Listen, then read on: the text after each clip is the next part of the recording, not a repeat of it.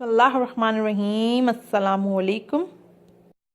आज की हमारी रेसिपी है बनारसी मीठी सिवैयों की। ये वो बनारसी मीठी सिवैयाँ हैं जिनको हम ईद पर बनाते हैं या स्पेशल दावतों में से घर में बनाया जाता है और बहुत मज़े की बनती है। ये बहुत ही मज़े का मीठा बनता है। आप इसको एक बार ज़रूर घर में ट्राई करें और रेसिपी को अपने फ्रेंड्स और फैमिली के साथ शेयर कीजिए, एंजॉय कीजिए इसको अपनी फैमिली के साथ। और अगर अभी तक आपने हमारे चैनल को सब्सक्राइब नहीं किया तो चैनल को ज़रूर से सब्सक्राइब कर लीजिए ताकि रेसिपीज़ आपसे कोई भी मिस ना हो पाए। चैनल को सब्सक्राइब करने के लिए क्लिक कीजिए सब्सक्राइब के बटन पे। उसके बाद बेल के आइकन पे क्लिक करना ना भूलिए। ये होगा कि जैसे ही मैं कोई न्यू वीडियो अपलोड करूंगी तो आपको फ़ौरन उसकी नोटिफिकेशन आ जाएगी।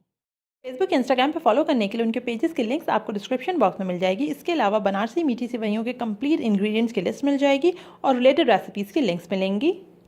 चलिए आए देखते हैं क्या रेसिपी बहुत मज़ेदार सी बनारसी मीठी सिवैयाँ बनाने की। बनारसी मीठी सिवैयाँ बनाने के लिए हमें जिन चीज़ों की ज़रूरत है पहले वो देख लेते हैं। मेरे पास 150 ग्राम तक जो है वो बनारसी सिवैयाँ हैं। ये वही आम सिवैयाँ हैं जो पाकिस्तान में आसानी से मिल जाती हैं। अगर पाकिस्तान से आउटसाइड हैं आप तो आपको ये हो सकता है कि थोड़ी लाइट कलर की मिले। ये मेरे पास जो है वो देसी घी है। 5 टेबल स्पून फुल आपको प्योर घी लेना है इसके अंदर। ये 3 हरी इलायची हैं जिनको मैंने इस तरह खोल लिया है। मेवे आप अपनी पसंद से जो भी आपको पसंद हो वो आप ले सकते हैं। मैंने 3 टेबल स्पून मैंने सारे चारों मेवे 3 टेबल स्पून लिए हैं, जिसमें मेरे पास खोपरा, बादाम, काजू और किशमिश है। फुल मैंने 12 टेबल स्पून इसमें चीनी ली है। आप अपने हिसाब से भी ले सकते हैं अगर आप ज़्यादा मीठा चाहें। और ये मैं थोड़ा सा ऑरेंज फूड कलर लूँगी। एक मोटी चुटकी हम इसमें फूड कलर यूज़ करेंगे। चलिए बनाना शुरू करते हैं बनारसी मीठी सिवैयाँ।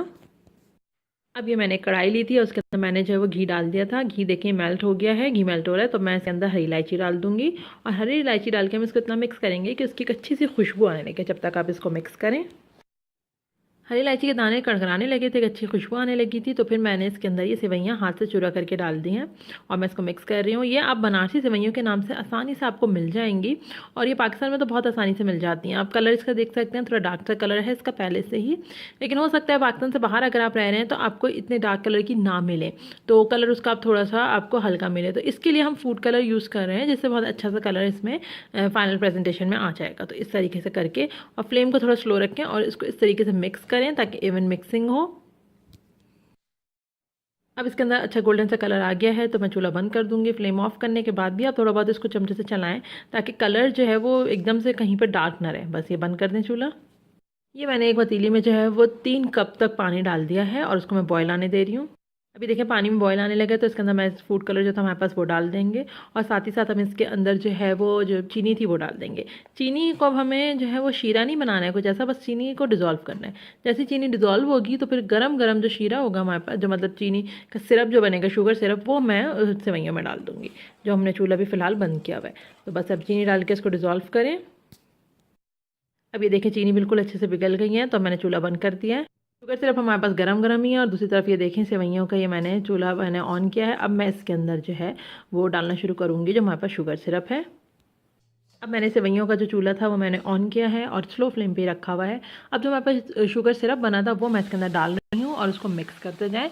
शुगर सिरप डालें और उसको मिक्स करें। फ्लेम को आपको इसी तरह स्लो रखना है। देखना आप कितना स्लो फ्लेम है, इस तरह स्लो रखें फ्लेम को। सारा शुगर सिरप डाल दें और उसको अच्छे से मिक्स करें। इस तरीके से अच्छे से मिक्स करें, शुगर सिरप डाल दें सारा।